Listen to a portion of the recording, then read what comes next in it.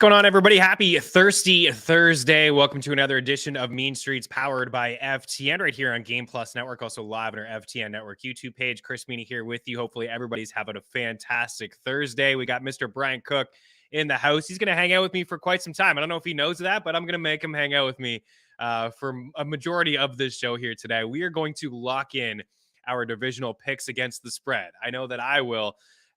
There's been a lot of questions about one and done, and we've talked about strategy throughout. Seeing some people reach out to me. If you guys have any questions at all, you want just a little bit of a chat back and forth, the DMs are open. You can slide on in at Chris Meaney on the Twitter machine.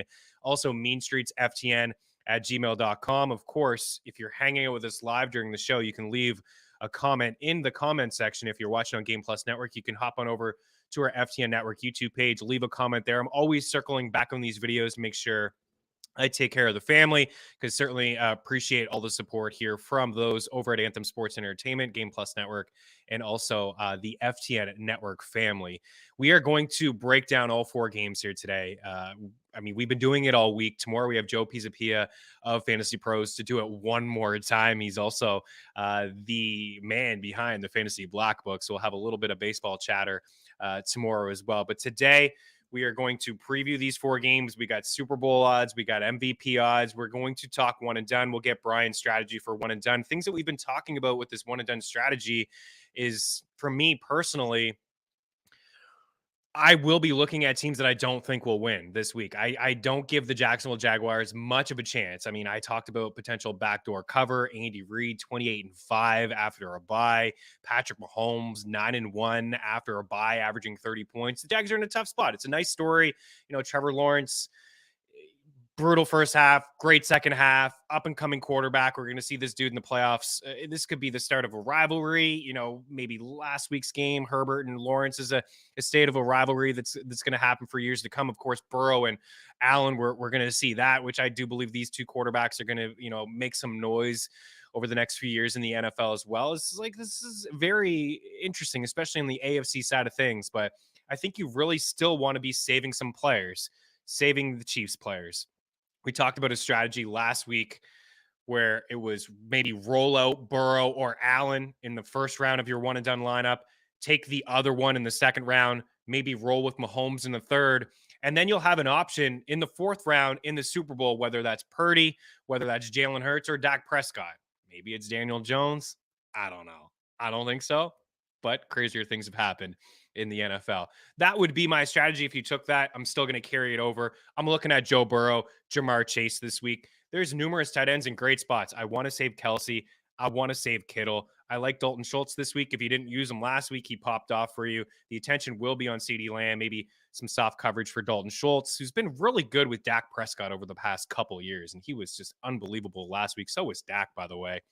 Dallas Goedert is in a really good spot. The worst team in the NFL remaining, these 8 teams, the worst one remaining against tight ends, the New York Giants. They struggle against tight ends, and all the focus really will be on, one, trying to stop the run game, which they couldn't do in week 14 against the Eagles, and also Devontae Smith and A.J. Brown. So we're going to see a lot of one-on-one coverage with Dallas Goedert, who is a big part of the Eagles offense as well. And we've seen the Eagles offense kind of struggle over the last few weeks. Of course, Hurts wasn't under center, but also Dallas Goedert missed a little bit of time as well. So we're going to dive into all of that stuff here on Mean Streets. George is hanging by. I can actually see I'm in the back end here, and George is like this. He's like, man, you were putting me to sleep here off the top.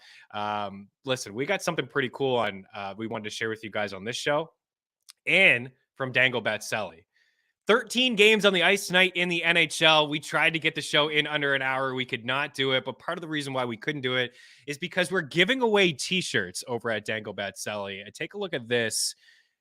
Man, EY is just giving them away. He's saying, I'm going to give them to anybody who subscribes, rates, little 5-star review, a little comment on iTunes. I've already seen a couple, filter in meanstreetsftn@gmail.com. At Chris Meaney, at the Eric Young. The DMs are open. It's simple.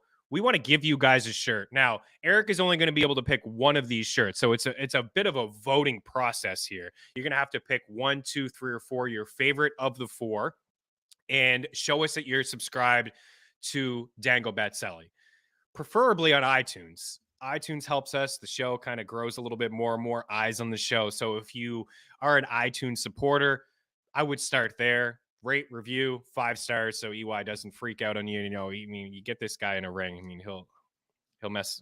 You don't want it. I'll tell you that. But 1, 2, 3, or 4. Look at those shirts are PTP swag. Oh, baby. Daily handle in the house.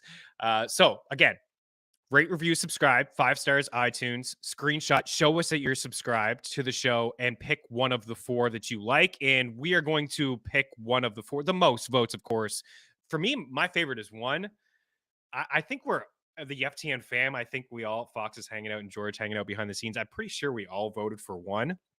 But I'm seeing on Twitter, there's a lot of support for 4 and 3.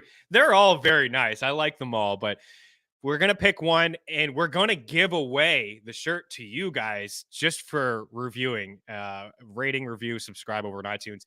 If you don't listen on iTunes, don't want to ask too much for you guys to like make an iTunes account. I saw a couple people do it, and that's fantastic, and we appreciate that. But if you're just like a Spotify listener, or maybe you watch the show on our FTN Network YouTube page, or you watch over at Game Plus Network, you can hop on over to our FTN Network YouTube page. Just show us that you subscribe to our YouTube page for free. Again, screenshot that over meanstreetsftn@gmail.com, at Chris Meaney, or at the Eric Young, and away we go. Love it. Great stuff. Okay, football talk. We'll wrap up the show with some hockey talk. Shot props are, I've already seen a massive difference in price from this morning, talking to Eric through the 13 games to just like now, live with you guys here. So ftnbets.com/free, ftndaily.com/free. We're still running free 3-day trials over on both of our websites. You want the picks right away. You get all the picks across all sports, Discord channel, tools. If you're a DFS player, you got the optimizer there for you. PGA underway here today. NFL Divisional Round weekend, and NBA is hot and heavy all the time. I'm seeing a lot of green screens in our Discord channel. So check out those 2 websites, and for free, you can sign up and get those 3-day trials. And if you follow FTN alerts on the Twitter machine, you get notified right away when we make a bet. And of course, there's a perk to being a sub in the Discord channel. Most times we jump in there before we even make the pick and kind of give our thoughts and get ahead of, you know, the closing line value and get a little bit of value there when it comes to props, picks, and sides. Bryon Cook's in here next. We're going to take a quick break. We're going to bring him in. We're going to talk about these 4 games. I also want to preview something that him and I are doing on our FTN Network YouTube page tonight as well. So keep her locked. A lot of football talk in here next.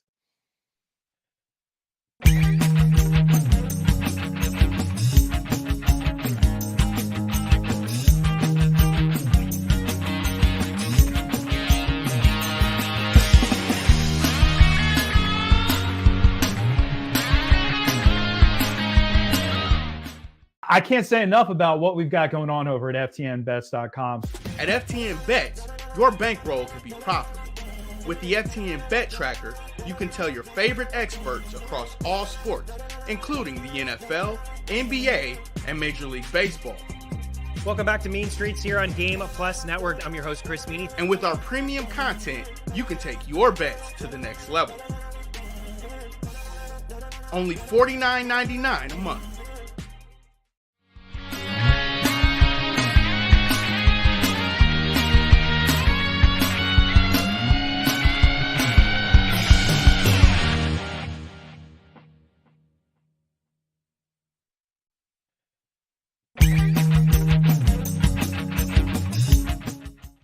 Use the tools the pros use at FTN. Our betting models run over 100,000 simulations of every game, with sides and totals in the NFL, the NBA, and more. Use the home run predictor to see who'll hit a bomb deep. Our NFL player projections will make you a DFS king. And the FTN Prop Shop always finds the best odds for your player props. All tools, projections, and models are powered by FTN Data.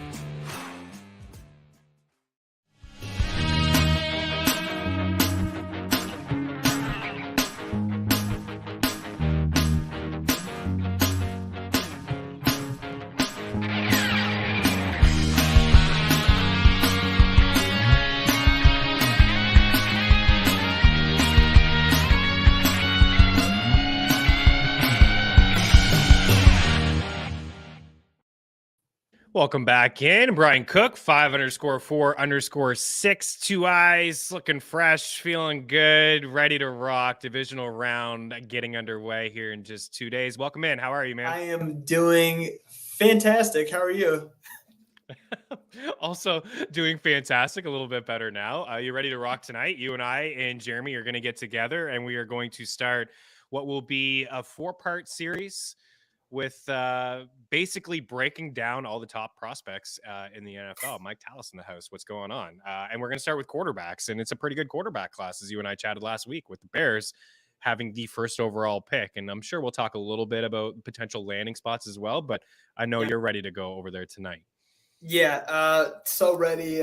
We already got notes in there. I put my notes in there at least. There's a lot of stuff in there, and I know Mike just hopped on. I just wanted to take a second and give him a shout out because he's doing excellent work. Helping and kind of managing, like we're all kind of managing our data team, and he's great. He's great at what he does. So I want to give him a shout out for sure. Appreciate him hopping on.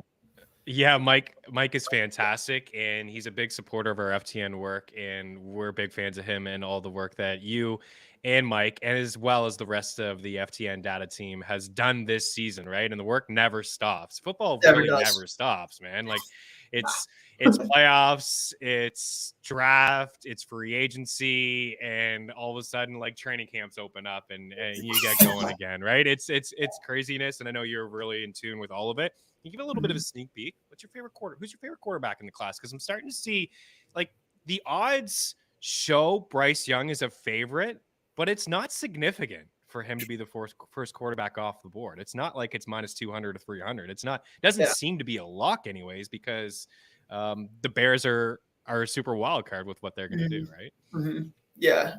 No, I think my favorite quarterback is Bryce Young off the board. I think, in my opinion, right now he's the best prospect.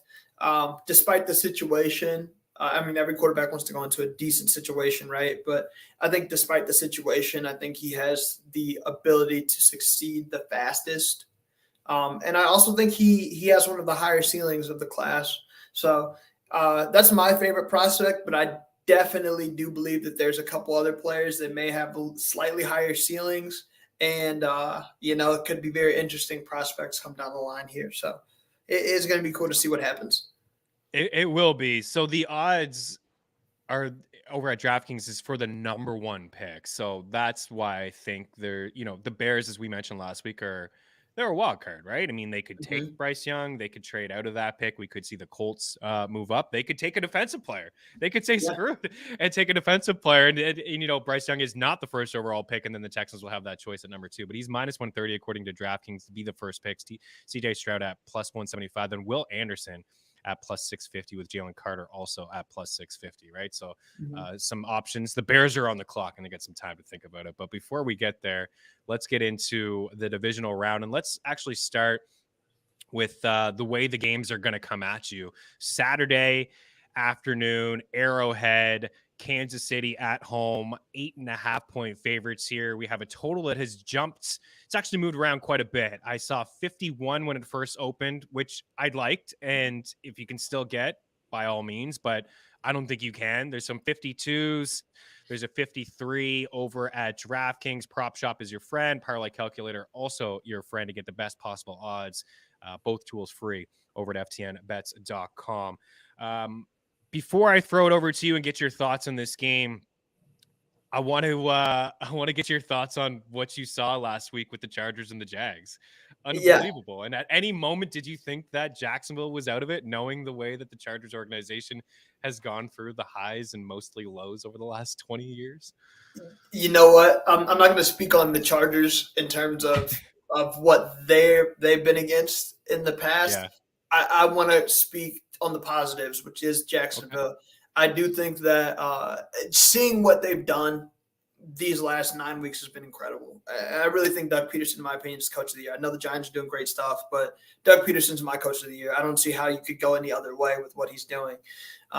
And really, I never thought they were out of it. And the reason really is because they've faced so much adversity this year, and they've risen through it. And I think that Trevor Lawrence showcased his ability to not only be a tough quarterback in terms of physically, right, and be able to make all those throws. But he's also showcased that he's tough mentally. He has a quick memory. He moves on to the next play. And while he stunk it up the first half, that whole second half, it's all him. I mean, and obviously he's been stepping up too and making some great adjustments and plays. But Trevor Lawrence, I mean, I can't say enough about how great of a quarterback this guy is and how great and how bright of a future this guy is going to have.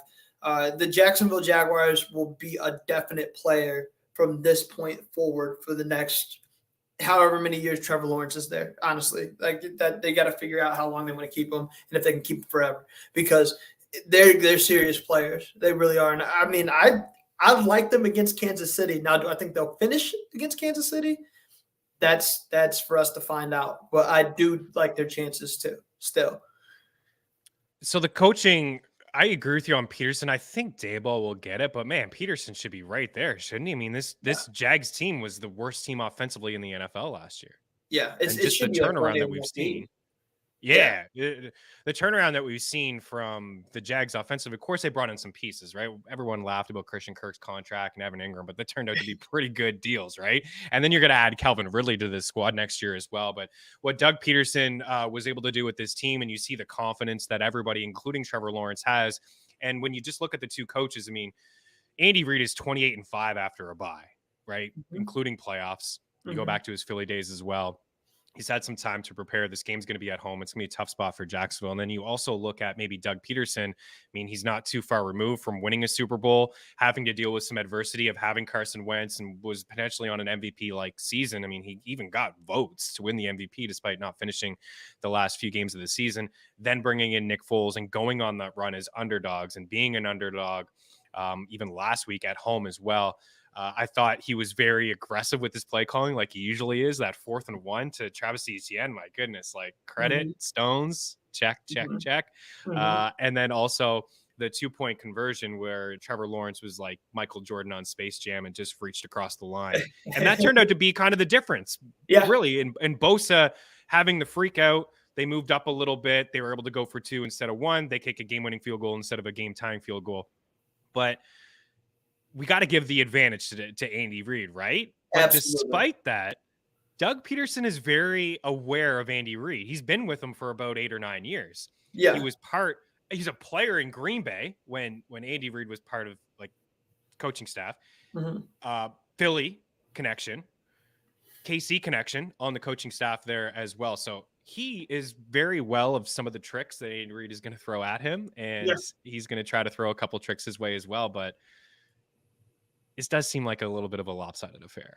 Like, it's a good story in Jacksonville, but I think KC has the potential really to kind of blow the doors off here. I'm telling you, I'm not buying this spread, this -8.5. I'm really not. Don't get me wrong. Like, the Chiefs will come out and play hard and strong and be the mighty Chiefs, right? But they did struggle against Houston, for what it's worth. They struggled against Houston, and they've struggled in some games as of late. Like, they've had some lulls. Patrick Mahomes, even though he is playing at an MVP level, has had some lulls. And the story of this game, in my opinion, is going to come down to turning the ball over. Yeah. Who's going to have the most turnovers? Who's going to have the least turnovers? Pat Mahomes goes out and throws 2 picks, throws 3 picks. I don't care how many touchdowns he has. This game is going to be close, and they're going to have a chance to lose it. But if he can keep the ball protected, which, I'm sure he's going to be working super hard this week to protect the ball, then I really don't see Jacksonville having much of a chance. That they're going to have to play a perfect game of football. Perfect game.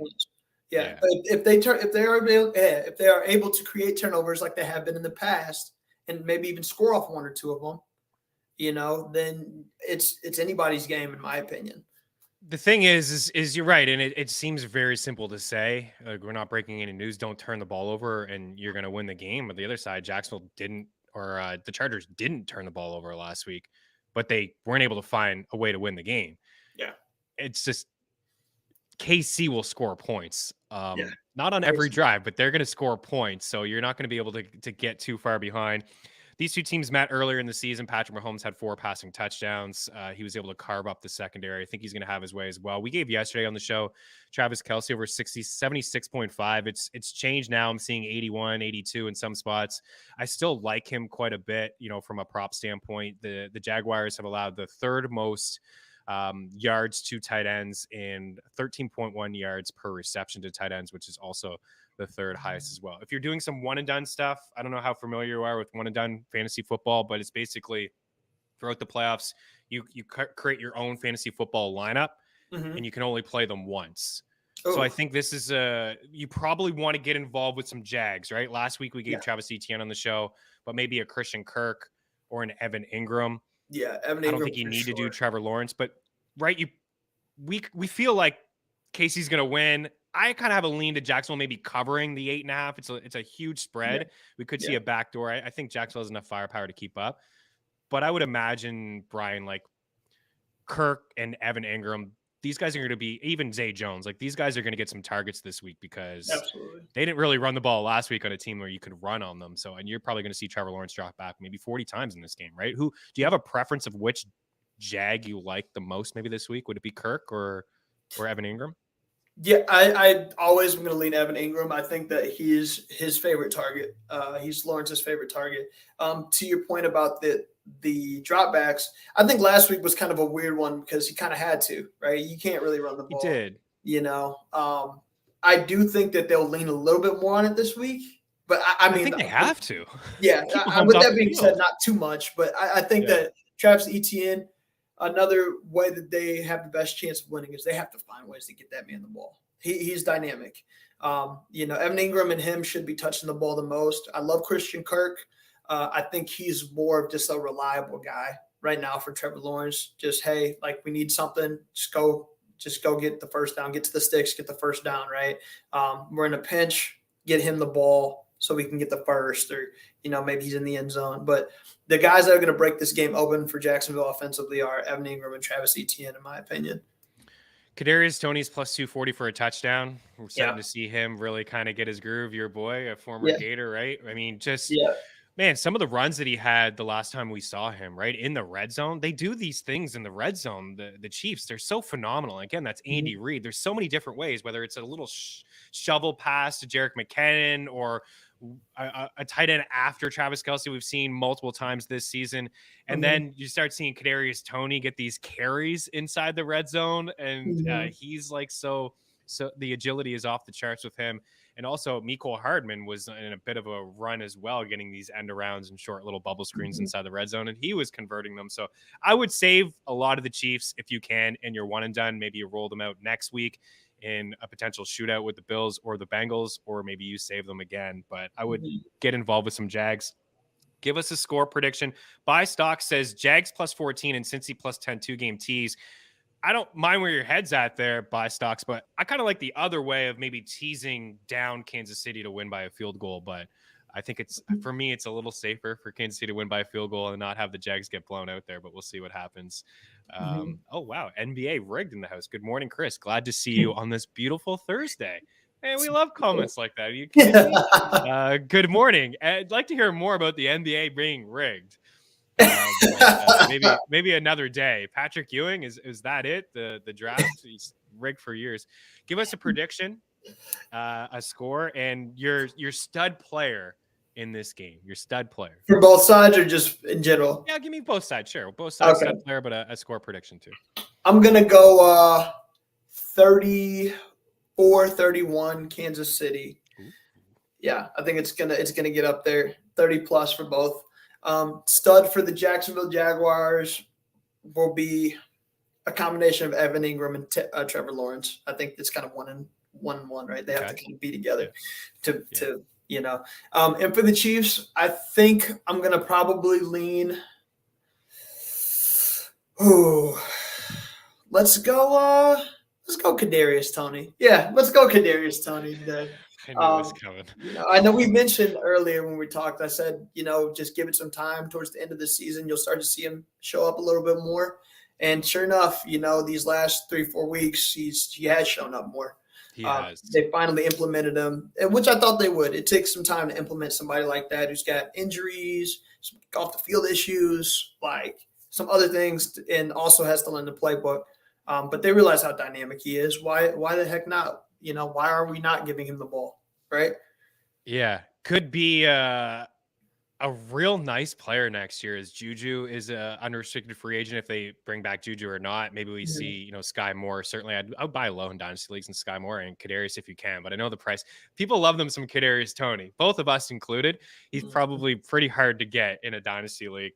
I got 34-21, which does get us over the total. You cruise past the total at 53 with 60 some odd points. But I do believe this will be a really fun game. And I like where you're at by stocks too, as we get out of here on this game. Says, yeah, it could go that way.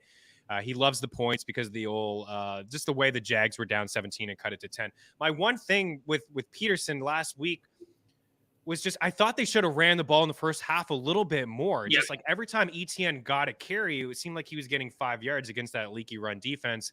And the Chargers were all over those short, immediate throws. And I thought he put Lawrence in a bit of a tough spot, but he stuck to his game plan in the second half. They still ran the ball, having him drop back a ton. They still got some runs in there to mix it up. But man, it was really fun to watch Trevor Lawrence. I felt bad for him in the first half, but the way that sometimes that can just really rattle you, man, as a quarterback. Yeah. All those picks, it was like flirting with Nathan Peterman with the 5 picks there.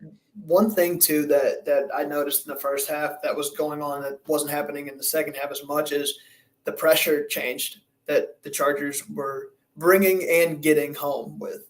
There was a lot of pressure on Trevor Lawrence in that first half. They were rushing 3, rushing 4, and getting there a lot, or disrupting his decision-making process. And that'll be another big key this week. Kansas City, for what it's worth, has never this year until late in the season hasn't had a crazy great pass rush, but everybody starts to come in their own towards the middle to end of the season. Usually that's how that works with them. And right now their front is playing some of the best football it's played. So if Jacksonville can't block those guys, it's going to be a long one. It's going to be a really long one. And the Chiefs have given up the most passing touchdowns, too. I mean, part of that is them being up so much, right? And teams having to chuck on them. There was a question here, actually. Maybe we'll get to this and we'll stop with this game. Yeah, appreciate you guys bringing this up. Chris and Bryon from NBA Rigged. It's a football question, though. How would you guys grade the Jags D last week? They shut down Herbert second half. How did they accomplish that? Where would you rank their D among the rest of the 8 teams?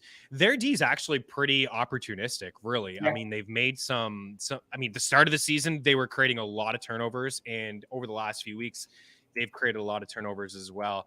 If you look at NFL Gen stats, you can see just the throws that Herbert had. And he didn't stretch the field, but they were missing their field stretcher, man. They were missing Mike Williams, and I'm shocked Staley's keeping his job. They fired their quarterback coach. They fired the offensive coordinator. Staley looks like he's going to stay for another go, but it was really tough for me to judge Herbert in that game because it was just short, quick throws. It was basically just Keenan, a little bit of Gerald Everett. He didn't try to stretch the field at all, but to answer the question, what do you see from the Jags D that you like? And I mean, they've been really good against the run, but they've struggled against the pass. And where would you rank them among the rest of the 8 squads? Yeah, looking at my slate here, I mean, easily you have to go San Francisco first, probably Philly and Dallas somewhere. I think those are kind of interchangeable. And then I would say Cincinnati and Buffalo next. I really think Cincinnati's defense is the next best one. I'd honestly say I think their defense is a little bit better than Kansas City's. From the standpoint of creating turnovers, from the standpoint of, when their front 7 comes to play, I think that it's just as good as Kansas City's. From a defensive back standpoint, I would say Kansas City does have the edge, but I also don't think they create as many turnovers. So it's one of those things where I want to give the slight nod to Jacksonville. And in terms of your question for last week, what did I see from Jacksonville's defense? How did they stifle Justin Herbert? I wouldn't even say it was so much of them stifling them. They shut down their run, which essentially is what was going to win them that game. They shut down Austin Eckler. And it kind of just forced the Chargers to call plays that I feel like they didn't really want to call in those situations. I mean, they got the ball back a lot because they were passing the ball when they really should have probably been trying to continue to run the ball. So, and I'm not the coach. I can't make those calls, and I don't, I'm just an outside viewer. But I would say it's more of the Chargers pigeonholing themselves rather than the Jacksonville defense being, the team, like that amazing defense, right? They did play well. Obviously, it means something, but they just you got to be better down the stretch offensively. You just have to, especially when you're up that much. Yeah, I mean, again, Staley, right? They didn't run the football in the second half, and I don't understand why they didn't up the few scores. But we're going to move on from this game. I know NBA Rigged, you talked about player props. If you want to check into more, we're going to hammer home a few player props. I would look at Christian Kirk. I like the over his 64.5 receiving yards and 5.5 grabs, and I'd like Travis Etienne as well. Over 2.5 catches is juice. It's around -148, but you can do it maybe in a same game parlay. The catches in the receiving yards, it would correlate really well. If he gets 3 grabs, I think he'll go over his 17.5 receiving yards. A shout out to the prop shop.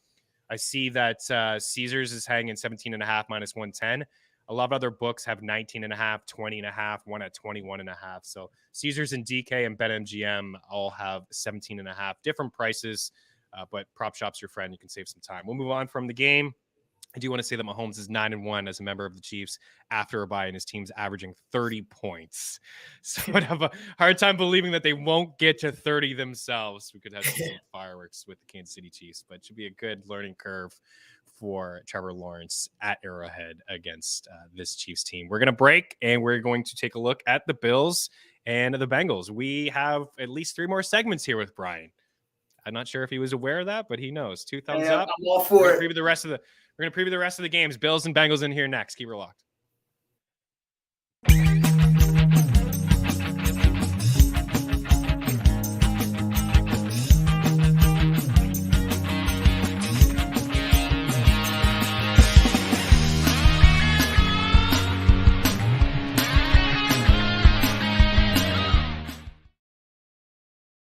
At DraftKings Sportsbook, you can bet on nearly any sport imaginable. The NFL, the NBA, college football, college basketball, golf, the NHL, tennis, Major League Baseball, MMA, and more.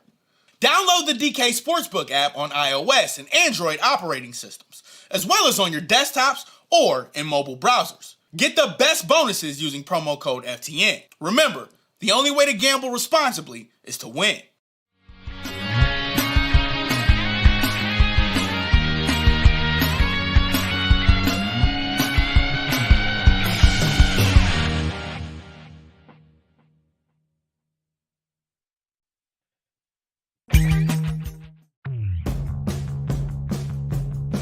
PrizePicks is a creative new way to parlay picks based on expected fantasy point production and single stat projections. You pick 2 to 5 players and predict if they'll go over or under their projected fantasy point total or their single stat total. When parlaying the players, the larger your parlay, the better the payout. A 2-pick entry pays 3x. A 3-pick entry pays 5x. A 4-pick entry pays 10x. As a bonus offer, there's a flex play option. This provides an added level of security on your entry where you can decrease your multiplier received if you miss one of your entries but hit on all the others. At FTN, we have PrizePicks coverage for every sport in both article and standalone pick format on our PrizePicks pick tracker. Use promo code FTN for a 100% deposit match on your first deposit of up to $100. All right, we went super long on Jags and Chiefs, so we're gonna have to. These next 3 games are gonna have to be like 4 minutes, but we'll get through it. So we'll stick inside the AFC. This is not the order of the game. Saturday night is Philly and the Giants. We'll save that one. We'll go to Buffalo and Cincy as we kind of teased here. So 5, I've seen some 5.5s. It opened up at 4. There's been a little bit of line movement here. The Bills are favored, and the over/under is at 50 right now. So I just want to talk to you first here off the top about the Bengals, right? This is a team that really, for the most part, has had their offensive line intact all year. But now over the last 3 weeks, they've suffered injuries to 3 guys. Yeah. Jonah Williams, dislocated kneecap. He suffered the same injury in week 5 against Baltimore, and he didn't miss any snaps. He just slapped his knee brace on. I don't know if he can do this again, but it's kind of been beaten to death since Burrow has been in the league about the offensive line in Cincinnati. It's certainly the key. I mean, if you don't believe me, the Bengals are 0-3 this year when Burrow gets sacked 5 or more times, but 13-1 when he's sacked fewer than 5 times. Last week, he was sacked 4 times, which was more than he was sacked in any game during the 8-game winning streak that the Bengals had heading into the playoffs. But you got a Bills team here without Von Miller that can't really create a lot of pressure bringing 4. So it'll be an interesting mixed matchup. Like, do they get pressure? Can they keep Burrow upright? And Burrow he's really good against the blitz. He's very accurate. I say he's the quarterback that I would like to have in the fourth quarter if this game is tight, because I think he's a better decision maker. And I'm not taking shots at Josh Allen. Sometimes I feel like he does play a little hero ball, but last week we saw 3 turnovers. Now, including the playoffs, he's got 16 turnovers. That's picks and like fumbles. It's the most in the NFL. He's lost 6 fumbles. This is going to be an emotional game, right? For both teams. We could see DeMar Hamlin be there at the start of the game. This is the game we've all wanted to see. We're so happy that Hamlin is healthy and he looks like he's trending in the right direction. That's fantastic. But this has fireworks written all over it. And I love to hear what side you're on, because I don't know actually which way I'm leaning right now. Talk me into a squad. Thank you. Appreciate that. Right. Awesome. We love it. You. I wanted to share his comment a little bit later on about Ewing. Maybe we get to that after this one. Go ahead. That's funny. But no, dude, I'm a Cincinnati guy, man. I can't. I'm not from Cincinnati, but I'm saying like I am. You're a backer. You're a supporter.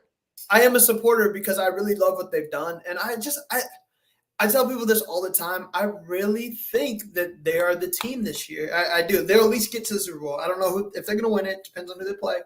But I really think that they kind of can withstand anything. And I think Buffalo, to me, they're just trending downward a little bit. Josh Allen's they were sloppy last week, weren't they? They were. And I know it's a division rival, right? And, you know, it's one of those deals like that happens. But with that being said, I just think Josh Allen's play as of late hasn't been very encouraging. It hasn't been terrible or anything like that. I mean, he's still one of the best quarterbacks in the league, but it's not encouraging by any means. And defensively, the fact that they weren't able to really stop Miami as much as they needed to with the third string quarterback is kind of concerning. It really is, whether you have Tyreek Hill or not. That's a third string quarterback. It's clear Skylar Thompson isn't really starting caliber quarterback. Like he's not. Yeah, let's be honest. He's clearly a backup, right? Yeah. And not a high end backup either. So no, it's one of those things where it's like you would expect more without Von Miller. Still, you would expect more from that defense. And I just think that they have the better group of receivers in Cincinnati. Their defense is stout. They're playing at an unreal level. DJ Reader is baby Aaron Donald. I mean, he looks tremendous. He's looked tremendous all year. I just don't see how Cincinnati can be stopped, man. I don't think anybody's stopping Cincinnati this year. You know, the Bengals, again, it's very similar to last year, right? A lot of people were kind of counting them out, and then they went on a run, and even Joe Burrow wasn't super fantastic last season, you know, in terms of touchdowns and throwing them. And in the playoffs, I mean, he's getting W's, and he hasn't had like the same sort of offensive firepower as like maybe Josh Allen on the other side. You mentioned the divisional stuff, and I think it's key to bring this up because the Bengals didn't look great either last week, but the Ravens they're a tougher opponent defensively, and I think they're better coached as Miami, right? I mean, Mike McDaniels, he has some rookie curves there that he needs to get over, some mistakes, but I got some numbers here for Burrow against AFC North teams this year: 4-3, 13 touchdowns, 9 picks. Against outside of the division, 23 touchdowns, just 3 picks. Same thing with Josh Allen. Josh Allen against the AFC East teams, like 15-5, like so great touchdown interception, kind of like touchdown interception, but outside of the division, 23 touchdowns. Still some picks in there, but seems to be his numbers seems to be a little bit better outside of that division. So I think you just kind of chalk it up to both teams, you know, seeing an opponent for the third time, not a lot of surprises, defenses knowing, you know, what the tendencies of some of these offenses are. And I think this one was just going to be straight out shootout. I think the Bills escaped. I think they escaped. Maybe high, like maybe just last week, 2 weeks ago was too much for them. It was very emotional with Hamlin, had the return touchdown, and maybe just a little bit of a letdown against a division rival. I think the Bills squeaked this one out, but I'm taking the points with Cincy. Like 5 is too much. I think whoever has the ball last in this game is going to win, whether that's a turnover created or a game-winning touchdown or a game-winning field goal. I think this will be a field goal game, and I think it's going to be the best game this weekend. Yeah, I agree. I think this is going to be a very, very awesome game. And I just, like I said, man, Cincinnati is Predict same thing. Prediction and stars, and we'll get out of here. Prediction. I'm going to go 31. Let's go 35 to 31. 35-31. I think. Yeah, I'm going to go Bengals. Last second drive. I think that's how it'll end. Something along those lines. I really believe in Joe Burrow. I think the star for the Bengals. And I actually think the star for the Bengals is probably going to be T. Higgins. I really think T. Higgins will be the difference. I think he'll come out playing inspired, especially after the things that happened the last time they met. And I think that they'll get him involved. I just think they're going to take away Jamar Chase as much as they can. So T. Higgins is going to have to be the next guy. One thing with Burrow, it was really early in that game, but man, he was carving them up. I know it was really early, but I think he was perfect on the drive. He had a touchdown, and he was marching up the field as well. I got 34-31 for Buffalo, and I think it'll be a last-second drive there as well. We're going to break, and we're running low on time, but we got to do the rest of the two games, so we'll be back in a couple. Hang tight.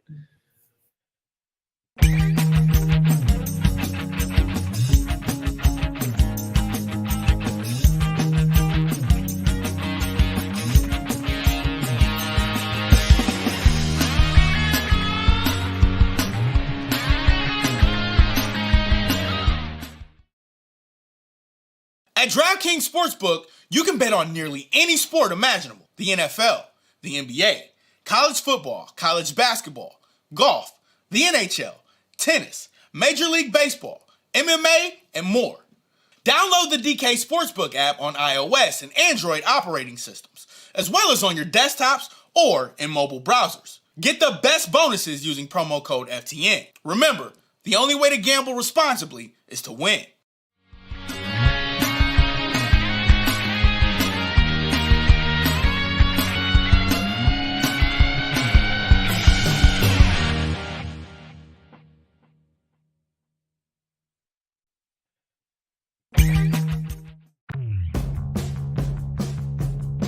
PrizePicks is a creative new way to parlay picks based on expected fantasy point production and single stat projections. You pick 2 to 5 players and predict if they'll go over or under their projected fantasy point total or their single stat total. When parlaying the players, the larger your parlay, the better the payout. A 2-pick entry pays 3x. A 3-pick entry pays 5x. A 4-pick entry pays 10x. As a bonus offer, there's a flex play option. This provides an added level of security on your entry where you can decrease your multiplier received if you miss one of your entries but hit on all the others. At FTN, we have PrizePicks coverage for every sport in both article and standalone pick format on our PrizePicks pick tracker. Use promo code FTN for a 100% deposit match on your first deposit of up to $100. Welcome back in. Eagles and Giants. I don't really have a lot to say. People have been listening to me all week talk about it. I haven't been a homer with this pick. I think the Giants cover, man. 7.5 you can get. I think the Giants are going to hang. What we just talked about in the last block. What did we talk about? We talked about divisional games, right? The third time, seeing an opponent. And I Brian Daboll, what he has done as a head coach. What I will say to you is that Daniel Jones had a great game, and people are like really giving Daniel Jones some credit, and they should. But let's be honest about the Vikings defense. They allowed the most yards per pass attempt. They have been torched all year in the secondary. The Eagles have the number 1 pass DVOA, according to Football Outsiders. They allow the fewest yards per pass attempt. They can dominate the line of scrimmage. I think we'll see a little bit of a different game plan where maybe more Saquon rushing attempts and not so many Daniel Jones dropbacks. I mean, Daniel Jones has been held under 220 passing yards in 13 games this season. 3 games with 300 passing yards. 2 of them came against the Vikings. He absolutely torched that secondary. But I do have some concerns. Jalen Hurts has played once in 5 weeks. The game that he played was against the Giants. They rested everybody, and he didn't look that great. There is some rust. He's completely off the injury report. I just got this weird feeling, man. And a few weeks ago, you were in on this Giants team. You said that they would make the playoffs. You were a believer in Daboll. You were a believer in this squad. Are you a believer this week? Can they pull off the upset?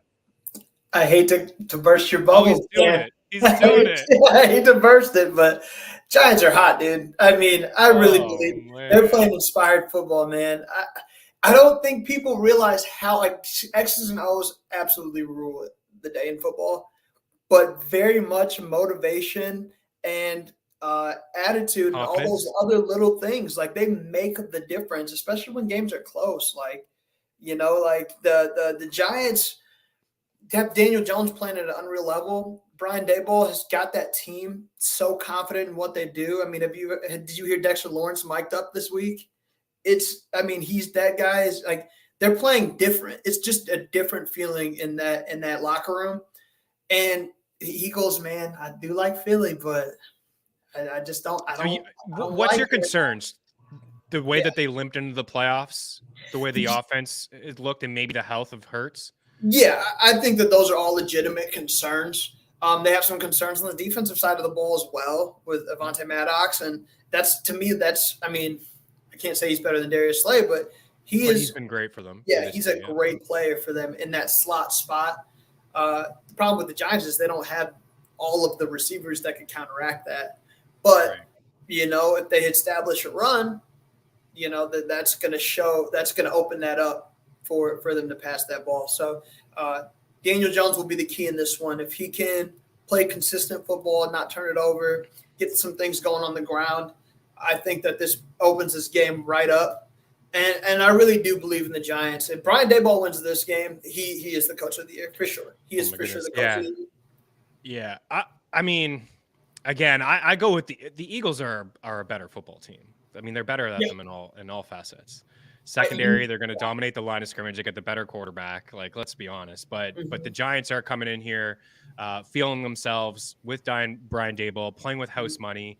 I think if there's a struggle on offense early from the Eagles, that's where we could see maybe the Giants, get ahead in the game, and maybe that's where we get that spread. I'm there on the 7.5, but ultimately I think that Jones will struggle. I mean, he struggled in that matchup against Philly earlier in the year. He was 18 for 27, 169 yards, 66% completion rate, and it does sound like Lane Johnson is going to be back. And dude, he's key. He's allowed 9 pressures all year, and Driscoll filling in for him allowed 6 pressures in the 2 games. So I think he's a big part. The reason I feel like Philly will win this game and why I think the under is the play and maybe to go with the Giants is because I think both teams will run.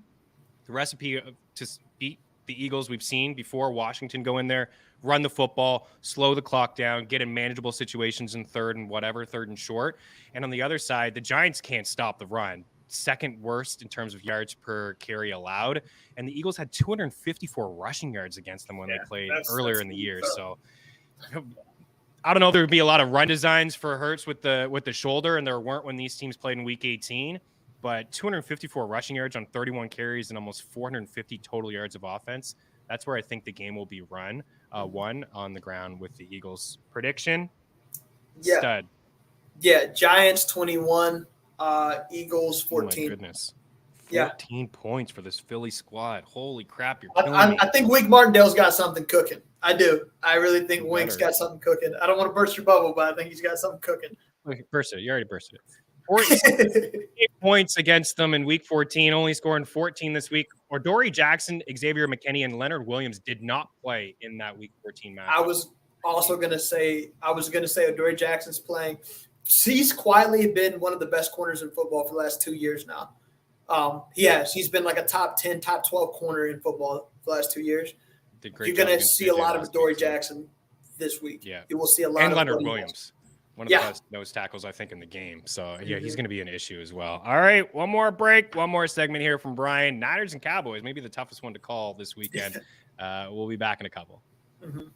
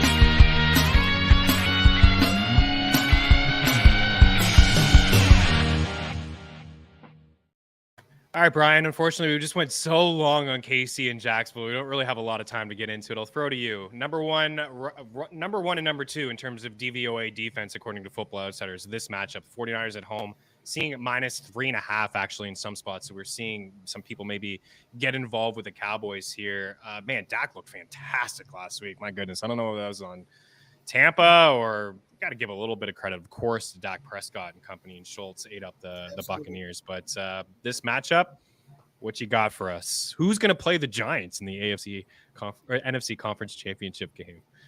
Yeah, I'm going to go Dallas. I'm going to go Dallas. And this is a tough call because San Francisco is playing so well. I just think that Dallas's defense has the edge against Brock Purdy. I really do think there's something it's something to be said what Dan Quinn has been doing up front. If they can block it, all power to them from San Francisco. But that secondary is also very, very good.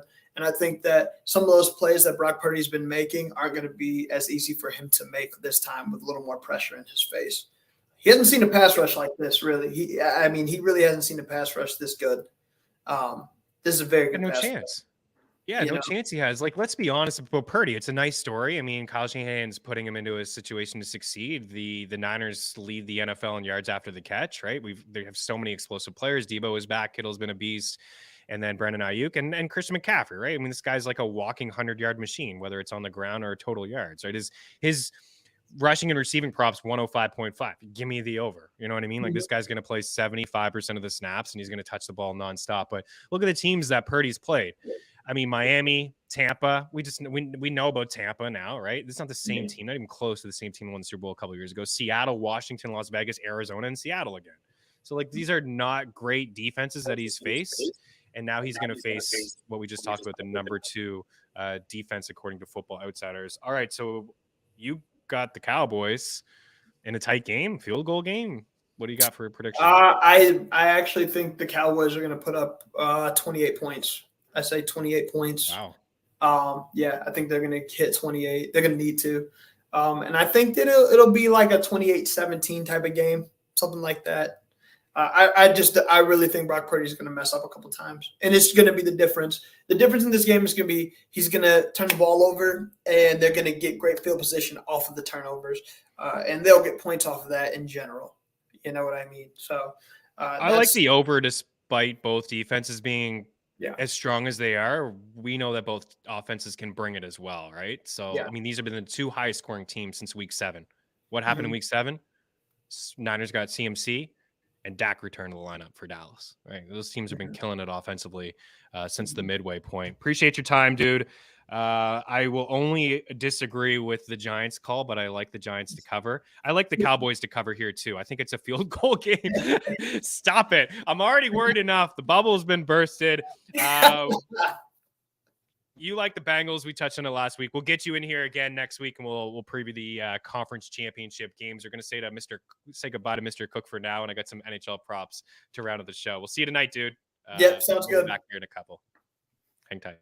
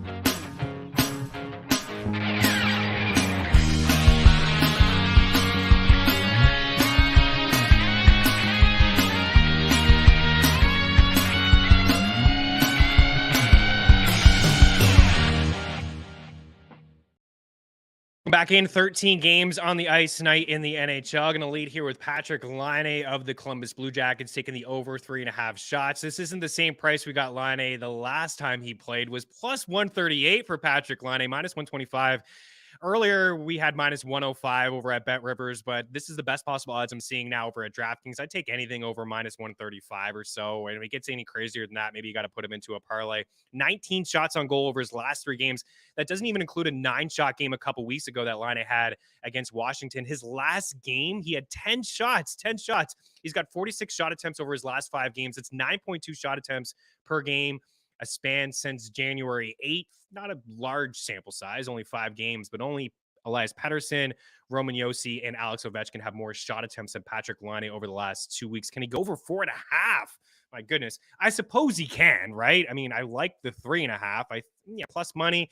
You're asking for a deal handle, but I think he could get over 4.5 just because he's had a 10 and a 9. Also, when you include the matchup, the Ducks have allowed the most shot attempts, the most shots, most high danger chances, and scoring chances at 5 and 5 per 60 over the last 6 weeks of the season. That from our friends over at Natural Stat Trick. So over 3.5 if you can, maybe like half a unit on the 4.5 of plus money there, daily handle. A couple other shot props here on the way out. A lot juice. So Jenner and Hayes, Boone Jenner, and that inside the same matchup against the Ducks.